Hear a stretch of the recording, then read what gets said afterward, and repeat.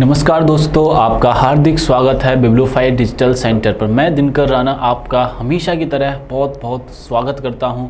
और अभी हम मॉक टेस्ट एनटीपीसी का सलूशन करने वाले हैं और एनटीपीसी वैकेंसी बहुत नज़दीक आ चुकी है, एग्ज़ाम भी बहुत नज़दीक आ रहा है। उस पॉइंट ऑफ व्यू से हम बहुत तरीके से इसको एनालिसिस करने वाले हैं। और एक आपकी मॉक टेस्ट सीरीज़ आपके यूट्यूब पे भी आने वाली है, 1-2 दिन में आप प्रारंभ कर दी जाएगी, तो आप उस चीज़ के लिए भी रेडी रहना। देखते हैं यहाँ पर पहला क्वेश्चन क्या है जो आपके मॉक टेस्ट 21 जो लगा है। संयंत्र और मशीनरी हैं, हमसे पूछा गया प्लांट एंड मशीनरी क्या है। ठीक है, तो प्लांट उत्पादक की वस्तुएं हैं, उपभोक्ता की वस्तुएं, वितरक की वस्तुएं, मुक्त वस्तुएं। संयंत्र और मशीनरी के द्वारा, संयंत्र और, मैं इसको कलर को चेंज कर लेता हूं। संयंत्र और मशीनरी के द्वारा, संयंत्र और मशीनरी के द्वारा वस्तुओं का उत्पादन किया जाता है। क्या किया जाता है बच्चों? वस्तुओं का उत्पादन किया जाता है, उत्पादक वस्तु कह सकते हैं। तो आंसर हमारा यहाँ से क्या हो जाएगा? ए हो जाएगा। बात कैसे है, जैसे मेरा ये मार्कर है, ये मशीन के द्वारा बना हुआ है, ये रिमोट है इसी का, ये भी किसके द्वारा बना हुआ है? मशीनरी के द्वारा बना हुआ है। एक तरीके से जो बोर्ड है, एक मशीनरी ही काम कर रही है। तो मशीनरी क्या करता है? उत्पादक की वस्तु होती है। मशीनरी क्या होता है? उत्पादक की वस्तु होती है। चलिए नेक्स्ट क्वेश्चन करते हैं। पूरक वस्तुओं की मांग को कहा जाता है। पूरक वस्तुओं पहली बात क्या होती है? जब एक डिमांड के साथ दूसरे पर निर्भर करती है। एक डिमांड, जैसे मैं आपको बताता हूँ, पूरक वस्तुओं के कुछ उदाहरण देके आपको बताता हूँ, कैसे समझने का प्रयास कीजिएगा आप। यहाँ से पूरक वस्तुएं, पूरक वस्तुओं में क्या होता है बच्चों? जैसे कि मैंने कहा गाड़ी है, कार है किसी की, ठीक है, कार में पेट्रोल की आवश्यकता रहेगी, बोला सर सीएनजी की रहेगी, ठीक है, अब तो ईवी आ चुका है, लेकिन हम गाड़ी में पेट्रोल की आवश्यकता होती है। जैसे मैंने कहा पेन, पेन को चलाने के लिए उसमें स्याही की आवश्यकता है। पेन की कीमत बढ़ेंगी तो इसका इम्पैक्ट किस पे पड़ेगा? स्याही पर। गाड़ी की कीमतें बढ़ती हैं तो उसका पेट्रोल पे इम्पैक्ट पड़ता है। जो कि प्राइस डाउन हो कम हो, दोनों की वस्तुओं पर फर्क पड़ता है, प्रभाव पड़ता है, उन्हें क्या कहा जाता है? पूरक वस्तुएं कहा जाता है। पूरक वस्तुओं की मांग को कहा जाता है संयुक्त मांग।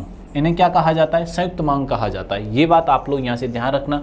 पूरक वस्तुओं की जो मांग होती है उन्हें क्या कहा जाता है? संयुक्त वस्तु की मांग कहा जाता है। ये बात ध्यान रखना। एक वस्तु की मांग दूसरी वस्तु से जुड़ी होती है। इसे आसान भाषा में कैसे समझ सकते हैं कि एक वस्तु की मांग, एक वस्तु की मांग, यहाँ पे लिख देते हैं साइड में, एक वस्तु की मांग दूसरी वस्तु पर निर्भर करती है, दूसरी वस्तु पर निर्भर करती है। अब आप इसे समझ गए होंगे, ठीक है। नेक्स्ट क्वेश्चन पर अपन चलते हैं। रिट जारी करता है, रिट जारी कौन करता है? ये हमसे पूछा जा रहा है। सर्वोच्च न्यायालय के द्वारा किया जाता है, उच्च न्यायालय के द्वारा किया जाता है, राष्ट्रपति के द्वारा, सर्वोच्च न्यायालय और उच्च न्यायालयों के द्वारा किया जाता है। रिट जो जारी की जाती है वो दोनों के द्वारा की जाती है, सर्वोच्च उच्च न्यायालय और उच्च न्यायालय, यानी कि सुप्रीम कोर्ट और हाई कोर्ट दोनों के द्वारा की जाती है। ये बात आप लोग यहाँ से ध्यान रखना। सुप्रीम कोर्ट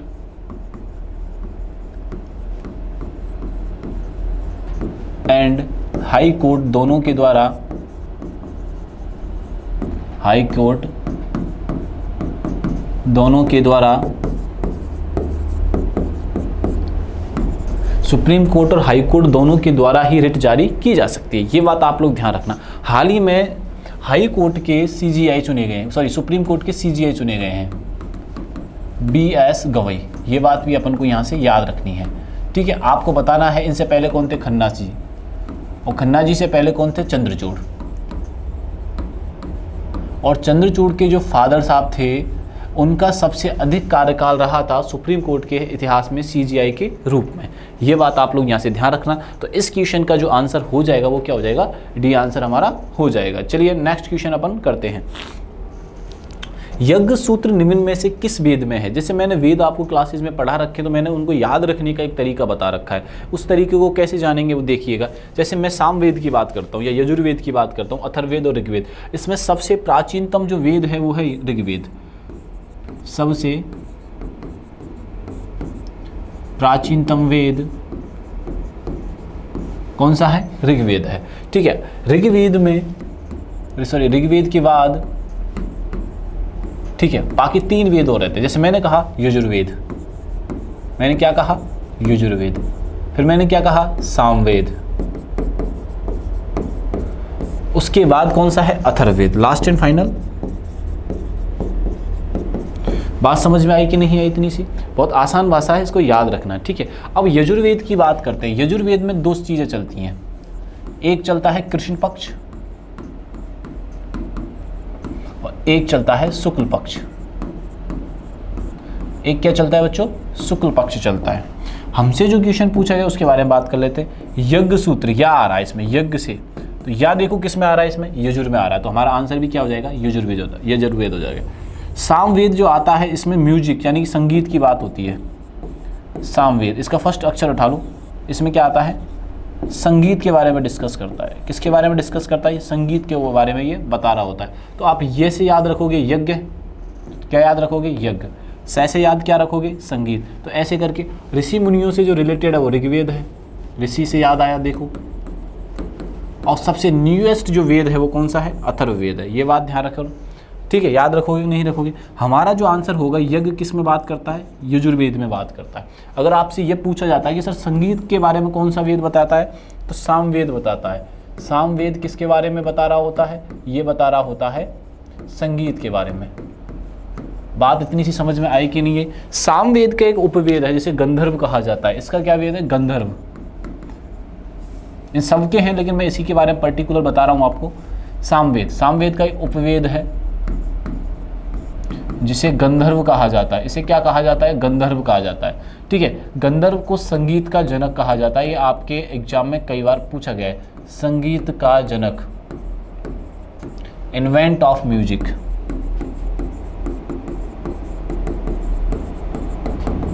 ये आपको आज ही पता लगी होगी, ठीक है। तो ये हमारे एग्जाम में क्वेश्चन कई बार पूछा जा चुका है, ठीक है। एक बुक का नाम है नाट्य शास्त्र, जो संगीत के बारे में, वो म्यूजिक के बारे में बताती है। नाट्य शास्त्र, नाट्य शास्त्र जो है भरत मुनि के द्वारा लिखी गई थी। किसके द्वारा लिखी गई थी? भरत मुनि के द्वारा लिखी गई थी। अब भरत मुनि के द्वारा लिखी गई थी तो ये किसके बारे में बताती है? संगीत के बारे में बताती है। संगीत, भरत मुनि संगीत यानी नृत्य के बारे में बताती है। इसे नाट्य शास्त्र को एक बात और ध्यान रखना है कि ये पंचम वेद कहा जाता है। इसे आपसे पूछा जाएगा कि 5वां वेद कौन सा है? बोले सर आपने एक वेद के बारे में बताया, दूसरे वेद के बारे में भी बताया, तीसरे वेद के बारे में बताया, लेकिन चौथा वेद जो 5वां वेद जो माना जाता है वो किसे माना जाता है? नाट्य शास्त्र को पंचम वेद कहा जाता है। 5th वेद किसे कहा जाता है? ये बात आप लोग यहाँ से ध्यान रख। ऐसे क्वेश्चन बहुत ज़्यादा बन रहे हैं, अगर आप इनको सीरियसली नहीं लेंगे, क्योंकि स्टैटिक के जो क्वेश्चन होते हैं ये गलत हो जाते हैं, इनका एहसास भी नहीं होता, भले ये आउट ऑफ सिलेबस था। लिटरली मैं आपको बता रहा हूँ, आप मैथ, रीजनिंग, साइंस इतना टाइम दे रहे हो, इंग्लिश को जितना टाइम दे रहे हो, NTPC में तो आएगा नहीं इंग्लिश, बट SSC वाले बच्चे होते हैं वो इतना कंज्यूमेशन करते हैं, उसके 10 से 20% भी GK पे ध्यान देना तो बहुत उन्हें सहूलियत हो जाएगी इस चीज़ के अंदर। बट क्या हो रहा है कि वो इतना ध्यान नहीं देते हैं। चलिए नेक्स्ट क्वेश्चन करते हैं हम लोग। महाबलीपुरम के समुद्र तट पर निम्न में से किसने मंदिर बनवाया था? महाबलीपुरम के समुद्र तट पर मंदिर किसने बनवाया था? ये हमसे पूछा गया है। तो ये बनवाया था नरसिंह वर्मन ने। किसने बनवाया था बच्चों? नरसिंह वर्मन सेकंड ने बनवाया था। ये भी ध्यान रखना, नरसिंह वर्मन फर्स्ट भी होते हैं, लेकिन जो मंदिर बनवाने वाले जो व्यक्ति थे वो कौन थे? नरसिंह वर्मन सेकंड। चलिए नेक्स्ट करते हैं। भारत के सबसे दक्षिणी में स्थित है, भारत के जो सबसे दक्षिणी स्थित में सबसे दक्षिणी पॉइंट यानी कि साउथ वेस्ट जो पॉइंट है वो कौन सा है? तो ये हमसे पूछा गया है, ठीक है ना। ये चलो इसको एक बार मैं सही कर देता हूँ।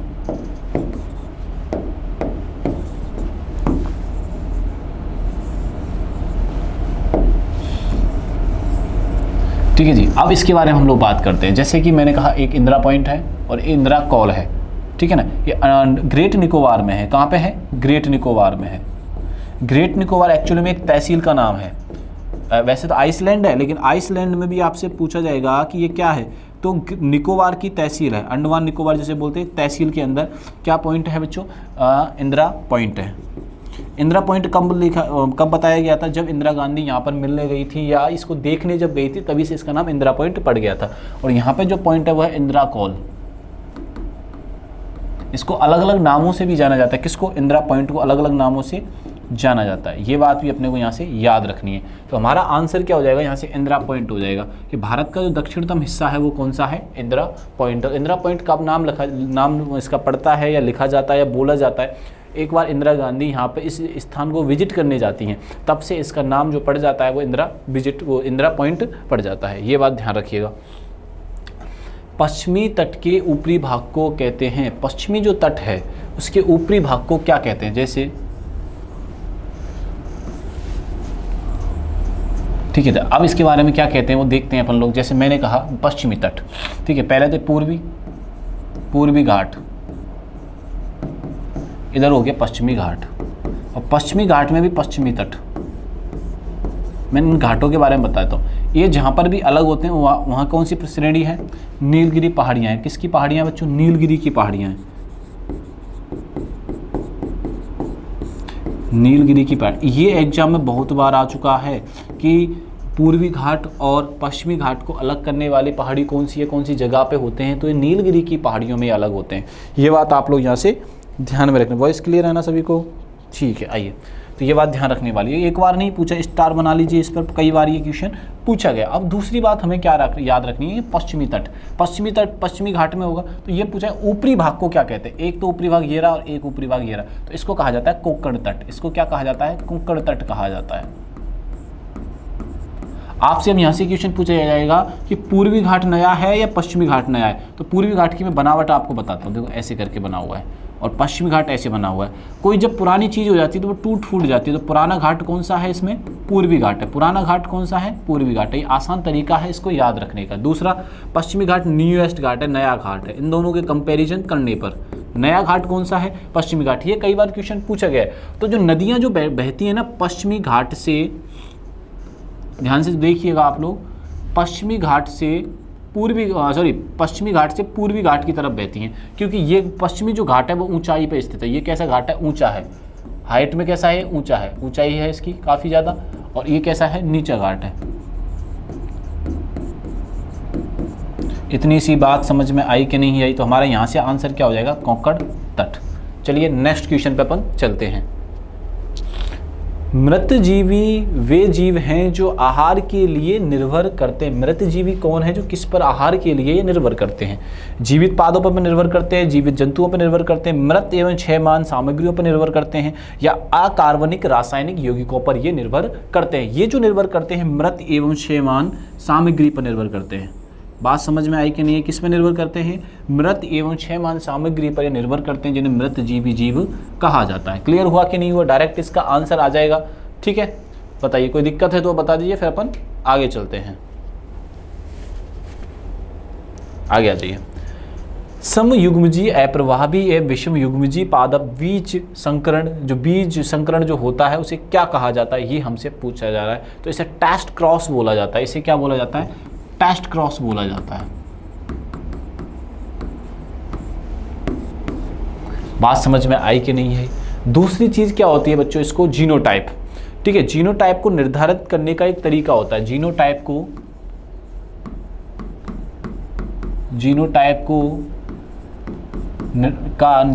को ऐसे लिखो आप, निर्धारण करने का तरीका होता है। जीनोटाइप को निर्धारण करने का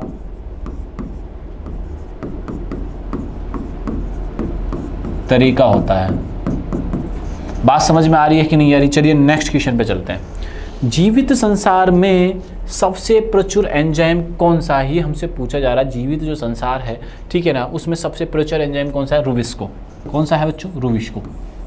याद रखोगे कि नहीं रखोगे इसको। ऐसे क्वेश्चन बहुत रेयरली आपसे पूछे जा रहे हैं कि भैया कि रुबिस्को क्या है, क्या कर नहीं करता है। ठीक है, ये करता क्या है, प्रकाश संश्लेषण में कार्बन का फिक्सेशन करता है। ये करता क्या है, जब प्रकाश संश्लेषण की प्रक्रिया हो रही होती है,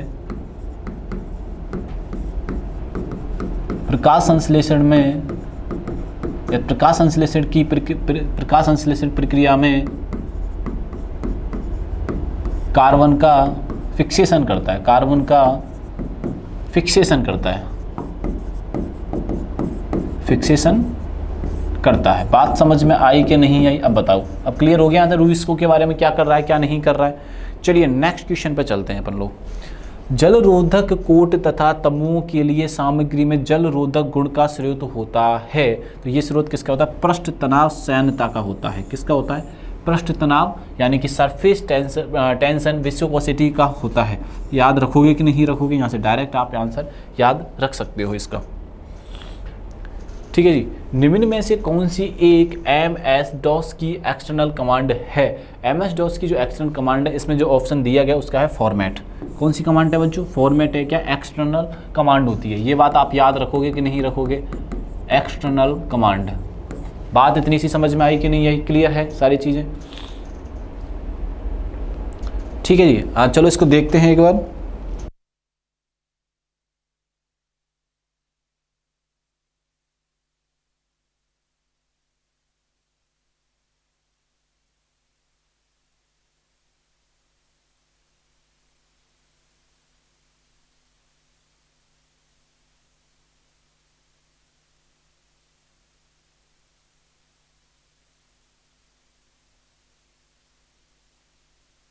हाँ जी, देखिए आगे चलते हैं अपन लोग, नेक्स्ट क्वेश्चन करते हैं।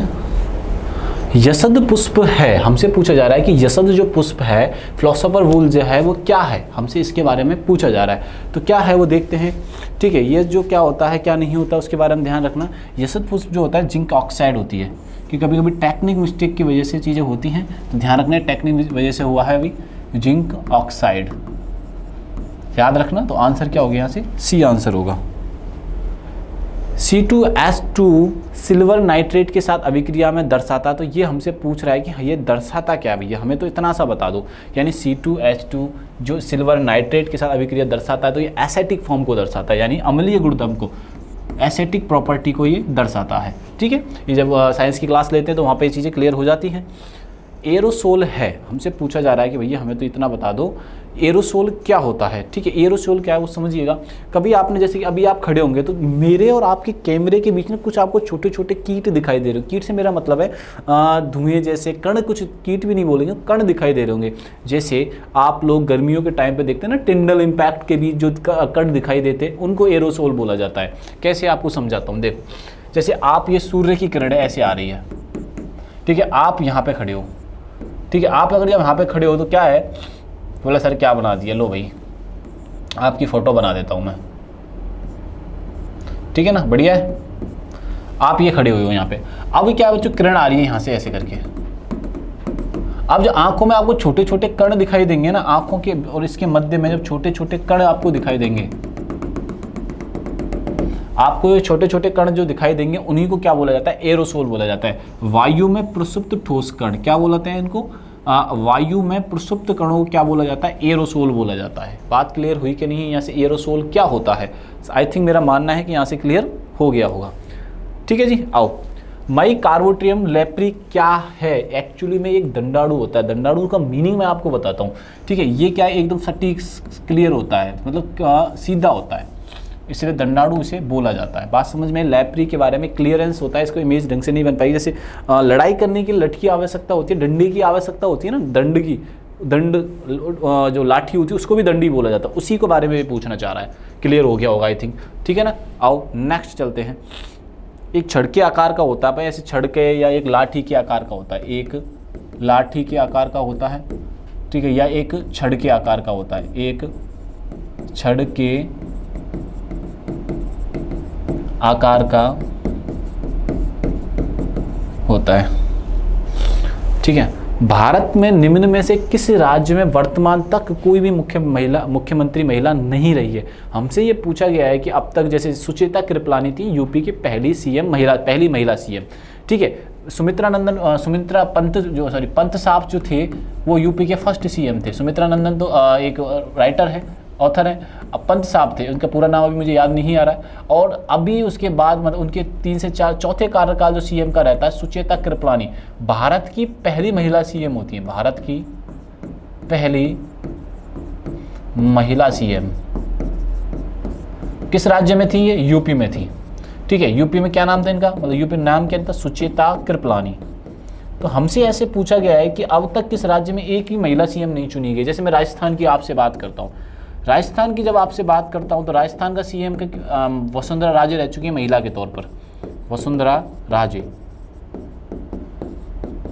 जैसे हाल ही में अगर मैं बात करूं आपसे वेस्ट बंगाल की जो सीएम है उनका नाम है ममता बनर्जी है, तो ये फीमेल सीएम हो गई। तो ऐसे करके पूछा जा रहा है कि भैया अब तक किस राज्य की रही हैं।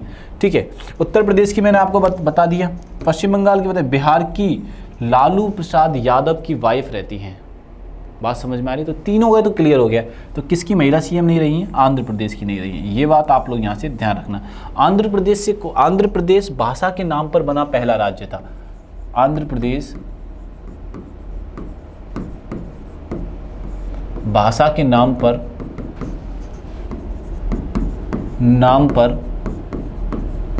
बना पहला राज्य था। ये बात आप लोग यहाँ से ध्यान रखिएगा। ठीक है, और आंध्र प्रदेश से कौन सा राज्य अलग होता है? तो आंध्र प्रदेश से जो राज्य अलग होता है उसका नाम क्या है? तेलंगाना। कब अलग होता है? 2 जून 2014 को होता है। इसकी तेलंगाना की जो राजधानी है वो क्या, उसका क्या नाम है? हैदराबाद। और आंध्र प्रदेश की जो राजधानी है उसका क्या नाम है? अमरावती। ये बेसिक इन्फॉर्मेशन है इन स्टेट्स के बारे में, ये चीज़ आप लोग यहाँ से ध्यान में रखिएगा। ठीक है जी, आओ नेक्स्ट क्वेश्चन पे अपन चलते हैं। कर्मचारियों के वास्तविक भत्ते का माप जो होता है वो किस तरीके से किया जाता है? कर्मचारियों के वास्तविक भत्ते का जो मापक होता है वो क्या होता है? दिए गए समय के दौरान उत्पादन में परिवर्तन, स्रोत पर कटौती के बाद उनकी कमाई, उनकी दैनिक आय या उसकी आय के क्रय क्षमता, यानी कि the purchasing power of his earning. ठीक है, उसके अनुसार कर्मचारियों के वास्तविक भत्ते का मापन किया जाता है। तो आंसर क्या हो जाएगा यहाँ से? हमारा डी आंसर हो जाएगा। चलिए नेक्स्ट क्वेश्चन करते हैं। संकीर्ण मुद्रा क्या है? हमसे पूछा जा रहा है कि नैरो मनी क्या है। ठीक है, नैरो मनी के बारे में क्या है क्या नहीं है वो अपन जानने का प्रयास करते हैं। देखिए, प्रचलन में मुद्रा की राशि तथा बैंक में जमा की राशि का योग होता है। संकीर्ण मुद्रा का मतलब क्या है कि प्रचलन में कोई मुद्रा है, जैसे रुपया है, प्रचलन में मुद्रा है, और दूसरा क्या बोल रहा है? बैंकों में जमा राशि। इसको बोलते हैं बैंकों में जमा राशि। उसको क्या बोला जाता है बच्चों? दोस्तों के ध्यान रखिएगा, संकीर्ण मुद्रा बोला जाता है। क्लियर हुआ कि नहीं हुआ सारी चीजें? ठीक है जी, आओ चलते आगे। इस शायद आगे चले गए अपन। हाँ, बहमनी साम्राज्य के संस्थापक कौन थे? बहमनी जो साम्राज्य था, बहमनी जो संस्थापक, बहमनी राज्य के कौन से संस्थापक थे, ये हमसे पूछा गया। अलाउद्दीन मुजाहिद शाह, अहमद शाह, अलाउद्दीन बहमन शाह या तजाउद्दीन फिरोज शाह। तो इसके जो संस्थापक होते हैं वो होते हैं अलाउद्दीन बहमन शाह होते हैं। ये बात आप लोग यहाँ से ध्यान रखना। ठीक है जी, आओ आगे चलते हैं। जैसे मैं यहाँ से एक चीज़ क्लियर करता हूँ इस क्वेश्चन से। बहुत सारे डायनेस्टी के फाउंडर्स आपसे कई बार पूछे गए हैं। कैसे पूछे गए वो आप सुनिएगा ढंग से। जैसे मैंने आपसे कहा कि राष्ट्रकूट के बारे में कहा, मौर्य के बारे में कहा, गुप्ता एम्पायर के बारे में कहा, ठीक है ना, तुलुक राजवंश के बारे में कहा। तो ऐसे करके बहुत सारे, पल्लव हुआ, पल्लवों के अलावा मैं राष्ट्रकूट तो अभी बोल ही चुका हूँ आपके सामने, पांड्य हुआ, चोल हुए, चालुक्य हुए, इन सभी राजवंशों के आपसे संस्थापक पूछे जाते हैं। जैसे यहाँ पे पूछ लिया अभी, जैसे मैं आपको पूछना चाह रहा हूँ कि राष्ट्रकूट के कौन संस्थापक हैं? राष्ट्रकूट वंश के, एक बार यही क्यों पूछा सर आपने? क्योंकि इसका एग्जाम में कई बार आ चुका है क्वेश्चन ये। राष्ट्रकूट राजवंश का संस्थापक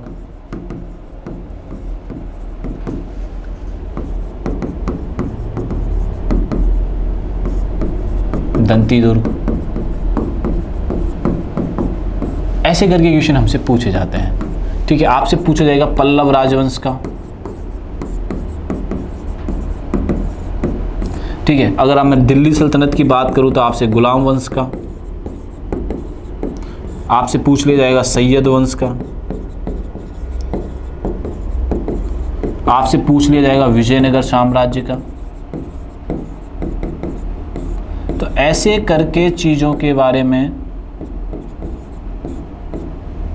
क्वेश्चन पूछ लिए जाते हैं। ठीक है, आओ बाकी कमेंट बॉक्स में आपको बताने हैं। कीटमछी मछली जिसका प्रयोग मच्छरों को रोकने के लिए किया जाता है वह है, हमसे पूछा जा रहा है हिल्सा है, ठीक है, गिमुशिया है। ऐसे करके क्वेश्चन हमसे पूछा जा रहा है। तो ध्यान से सुनिए, गिमुशिया जो होता है, गेमबुसिया जो होता है, मच्छरों को रोकने के लिए कीट पक्षी होता है, ये याद रखिएगा यहाँ से। तो नेक्स्ट क्वेश्चन पे अपन चलते हैं। ठीक है, निम्न में से कौन सा दर्पण पीछे का भाग देखने के लिए वाहनों में प्रयोग किया जाता है? ये क्वेश्चन बहुत मोस्ट रिपीटेड क्वेश्चन है। क्वेश्चन कैसा है बच्चों? बहुत ज़्यादा मोस्ट रिपीटेड क्वेश्चन है। ये बात आप लोग यहाँ से ध्यान रखना। कॉन्वेक्स लेंस का प्रयोग किया जाता है। किसका प्रयोग किया जाता है? कॉन्वेक्स यानी कि उत्तल लेंस का प्रयोग किया जाता है। ये बात आप लोग यहाँ से ध्यान में रखिएगा। चलिए आगे चलते हैं। निम्न में से कौन सा एक सूचना प्रौद्योगिकी की शब्दावली का एक हिस्सा है? सूचना प्रौद्योगिकी की शब्दावली जो यूज की जाती है उसमें कौन कौन सा हिस्सा होता है? ये नॉर्मल क्वेश्चन है भाई। देखो, प्रोटोकॉल होता है, बिल्कुल सही बात है। प्रोटोकॉल एक फॉलोइंग द टर्मिनोलॉजी इन्फोटेक, बिल्कुल होता है। इन्फोटेक की टर्मिनोलॉजी का प्रोटोकॉल पार्ट लॉगिन, लॉगिन नहीं है एक्चुअली में, लॉग एन ऐसे लिखना था इसको, लॉगिन है, ठीक है ना। आरजीबी होता है, अब डी ऑप्शन यानी कि ऑल द एबव, सारे के सारे इसमें यूज किए जाते हैं। उच्च न्यायालय के मुख्य न्यायाधीश को हटाया जा सकता है। उच्च न्यायालय का जो हाई कोर्ट का जो न्यायाधीश होता है उसको हटाया कैसे जा सकता है? वैसे हटाया जा सकता है जैसे सुप्रीम कोर्ट के जज को हटाया जाता है। दोनों का प्रोसेस सेम होता है, ध्यान रखिएगा यहाँ से। Same procedure as for the जजेज of the Supreme Court. Supreme Court को जिस तरीके से हटाया जाएगा वैसे ही उच्च न्यायालय के न्यायाधीश को भी हटाया जाए। दोनों का प्रोसेस सेम होता है। तो आंसर तो हमारा हमें मिल गया। ये बात आपने को यहाँ से ध्यान रखनी है। जैसे मैंने हाल ही में उच्च न्यायालय आपको 2 क्वेश्चनों के साथ यहाँ पे छोड़ देता हूँ। उच्च न्यायालय भारत में अभी कितने हैं? उच्च न्यायालयों की संख्या कितनी है ये आपको बताना है। पहली चीज़ तो आपको ये बतानी है। दूसरा, उच्च न्यायालय के अलावा सुनिएगा, आपको बताना है कि मैंने अभी हाल ही में डिस्कस किया था कि सुप्रीम कोर्ट के जज कौन बने नए। अभी मैंने हाल ही में क्वेश्चन ये डिस्कस किया है, तो दोनों ही आपको क्वेश्चन बताने हैं कमेंट बॉक्स में, ठीक है जी। आओ, अदरक में विशिष्ट सुगंध निम्न में से किसके कारण? अदरक हुआ, अनियन हुआ, प्याज, इनमें जो सुगंध आ रही होती है, अब मेनली हम जिस प्रोडक्ट की बात कर रहे हैं वो है अदरक। अदरक में जो स्मेल आ रही होती है, वो गंध जो आ रही होती है, वो किसके कारण आती है? वो आती है सल्फर के कारण। तो सल्फर यौगिक के कारण ये हमें गंध जो आ रही होती है, ये बात आप लोग यहाँ से ध्यान रखिएगा। थैलेसीमिया से ग्रस्त मरीज में निम्न किसका संश्लेषण नहीं हो पाता है? थैलेसीमिया से एक क्या है कि ये जेनेटिक बीमारी है थैलेसीमिया।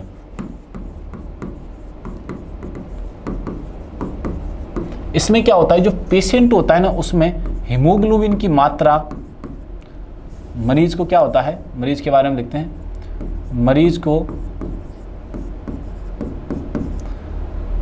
कभी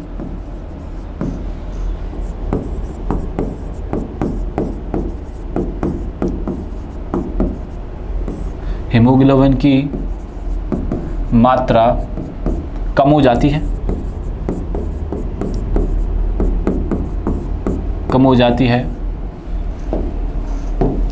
तथा बढ़ जाती है।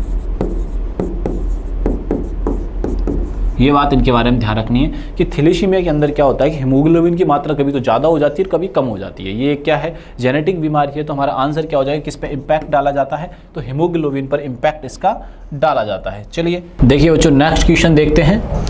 देखो, ऐसे जब क्वेश्चन आते हैं ना तो उनमें करना क्या है ना, इसको ऑप्शन एलिमिनेशन से देखो। ऑप्शन एलिमिनेशन से क्या होता है, ये सही हो जाता है क्वेश्चन। देखो कैसे मैं बोल रहा हूँ, 2 ही अपन को याद रखने। अगर 2 ऑप्शन याद है, जैसे मैं एक ऑप्शन के माध्यम से एक चीज़ समझाने की कोशिश करता हूँ, जैसे 100% है, समझने का प्रयास करिएगा। 100% है, ये 25% का है, ये 25 का है, और ये 25 का है, और ये 20। आपको फ़ायदा क्या होगा, मैं आपको इनडायरेक्टली सारी चीज़ें बताता हूँ। अगर सपोज करो हमने 2 ऑप्शन एलिमिनेशन कर दिए, कैसे आप सुनो। इस क्वेश्चन में क्या पूछा गया, इनका सोर्स बताना है। गंगा का क्या है, गोमुखी है, यानी ए में 2 क्या है, ये देखो ए में कौन सा 2 है, देखो ए में 2। बाकी ये ऑप्शन एलिमिनेशन होगा, ये हो गया। तो अभी क्या होगा, 50% सही होने की संभावना बढ़ गई है। ठीक है, अब चलते हैं सोन कहाँ से निकलती है, अमरकंटक। 2 में देखो एक कहीं दे रखा है क्या, 2 में देखो इसमें भी दे रखा है, इसमें भी दे रखा है। अब यहाँ तक अपना गड़बड़ मामला हो गया भैया, देखो ठीक है, ये भी सही है और ये भी सही है। अब आगे और चलते हैं। अब देखते हैं कि गोदावरी जो होती है वो त्रैवोक्योसर से आती है, यानी 4 नंबर देखो। 3 में क्या है सर, इसमें भी है सी। अब ये भी सही आ रहा है, तो यहाँ तक करेक्ट चल रहा है। देखो यहाँ पे भी करेक्ट है, यहाँ पे भी करेक्ट है। यहाँ पे मैंने अगर ऑप्शन एलिमिनेशन हो सकता था, यहाँ पे देखो हो रहा है ये, सॉरी मैंने यहाँ पे ध्यान रखना, मैंने ऊपर चला गया। तो इसमें तो 3 है और इसमें 4 है, तो हमारा ऑप्शन क्या हो जाएगा, यहाँ से डी हो जाएगा। ठीक है, और कृष्णा का ऑटोमेटिक क्या हो जाएगा, महाबलेश्वर हो जाएगा। ऐसे करके ऑप्शन एलिमिनेशन किया जा सकता है और हमारा आंसर क्या हो जाएगा, यहाँ से डी आंसर हो जाएगा। ये बात आप लोग यहाँ से ध्यान में रखिएगा। चलिए नेक्स्ट क्वेश्चन करते हैं। गैस और धूल के एक संग्रह जो आकाश में चमकती गेंद की तरह चमकता है, जिसमें पूंछ होती है, वो कहलाता है। गैस और धूल, जैसे मैंने कहा गैस और धूल है, इसमें क्या पूंछ है, इसको क्या बोलते हैं, कॉमेट बोलते हैं, यानी कि धूमकेतु बोलते हैं। क्या बोलते हैं बच्चों, धूमकेतु यानी कि कॉमेट बोलते हैं। बात समझ में आई कि नहीं आई, ठीक है। तो हमारा आंसर क्या हो जाएगा बच्चों, यहाँ से धूमकेतु है। तारा, अब तारा बनने का प्रोसेस क्या होता है, तारा होने के लिए, स्टार होने के लिए क्या क्या कंडीशन होनी चाहिए, स्टार होने के लिए क्या क्या कंडीशन होनी चाहिए, हमसे पूछा जा रहा है। देखो मैं बोल रहा हूँ सन एक स्टार है, सन क्या है, एक स्टार है, इसकी कंडीशन क्या क्या होती है वो सुनिएगा मेरे, ठीक है। तारा होने के लिए हीट और लाइट का होना जरूरी है। किसका होना जरूरी है बच्चों, हीट एंड लाइट का होना जरूरी है, हीट एंड लाइट। बात समझ में आई कि नहीं है। जिस चीज में आपको हीट और लाइट दिखेंगे वो क्या है, तारा है। बोले सर लाइट चमक रही, उसमें हीट भी और लाइट भी है, नहीं, वो स्वतः नहीं है, बल्कि उसमें इलेक्ट्रिसिटी की आवश्यकता होती है। सन क्या है, स्वतः ही प्रकाशमान है। तो तारा की ये कंडीशन, बहुत सारे तारे मिलकर गैलेक्सी का निर्माण करते हैं। बहुत सारे तारे जो होते हैं गैलेक्सी का निर्माण करते हैं। किसका निर्माण करते हैं बच्चों, गैलेक्सी, यानी कि आकाशगंगा का निर्माण करते हैं। हम किस आकाशगंगा में रहते हैं वो आपको कमेंट बॉक्स में बताना है, आकाशगंगा, ठीक है। और हम किस आकाशगंगा में रहते हैं, ठीक है, किस आकाशगंगा में रहते हैं आपको बताना है, कमेंट बॉक्स में इसका आंसर करना है। चलिए नेक्स्ट क्वेश्चन करते हैं। यूरोप की सबसे लंबी नदी कौन सी है, हमसे पूछा जा रहा है कि यूरोप की सबसे लंबी नदी कौन सी है, तो वोल्गा नदी है। यूरोप की सबसे बड़ी जो नदी है वो कौन सी है, वोल्गा नदी है। ये बात आप लोग यहाँ से ध्यान रखना। चलिए नेक्स्ट क्वेश्चन पे चलें, आ जाइए। अरे इसका टिक लगा देता हूँ, कई बच्चे बोलते हैं सर टिक लगा दिया करो, ठीक है बॉस लगा देंगे। अगर आपसे विश्व की पूछा जाए तो ये भी आपको कमेंट में, कई बार इनको बता चुका हूँ, विश्व की सबसे लंबी नदी, विश्व की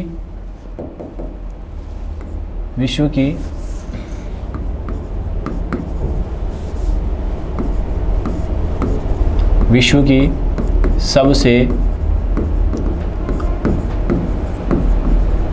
लंबी नदी, ठीक है। ये आपको कमेंट बॉक्स में पिछले बार डिस्कस कर चुका हूं, इसलिए पूछ रहा हूं। विश्व की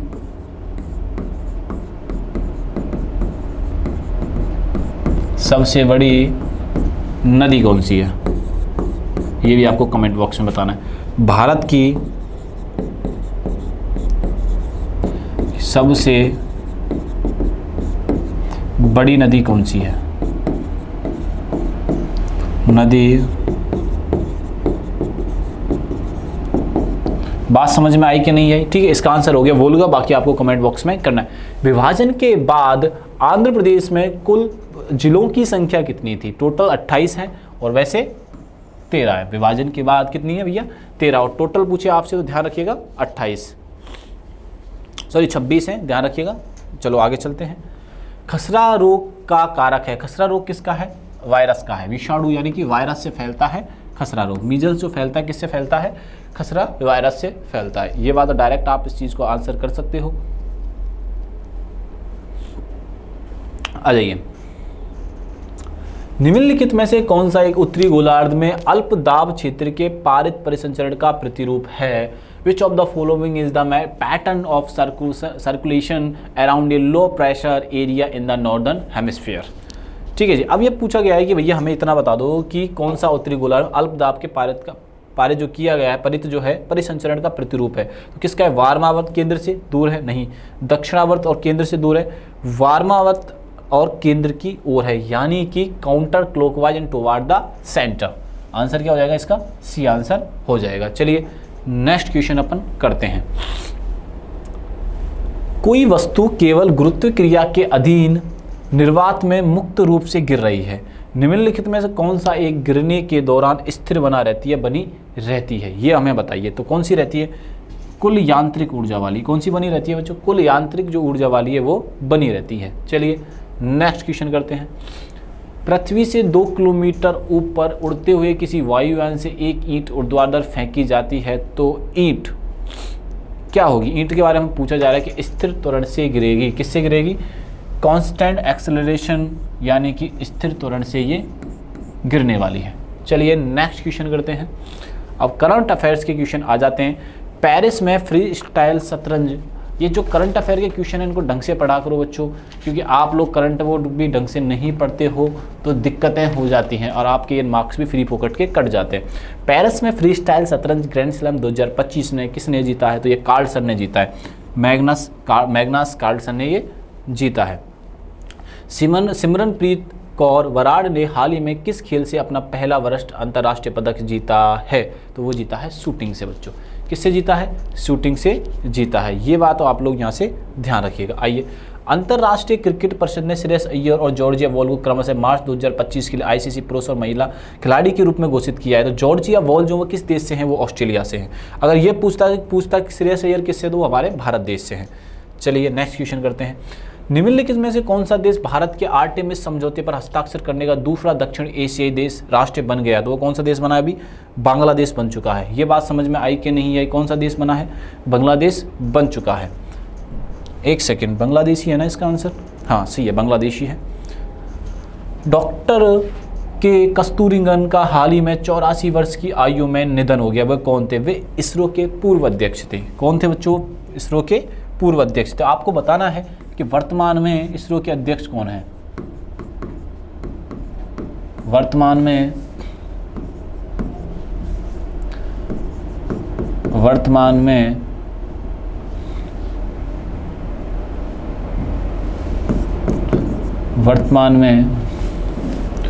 इसरो के अध्यक्ष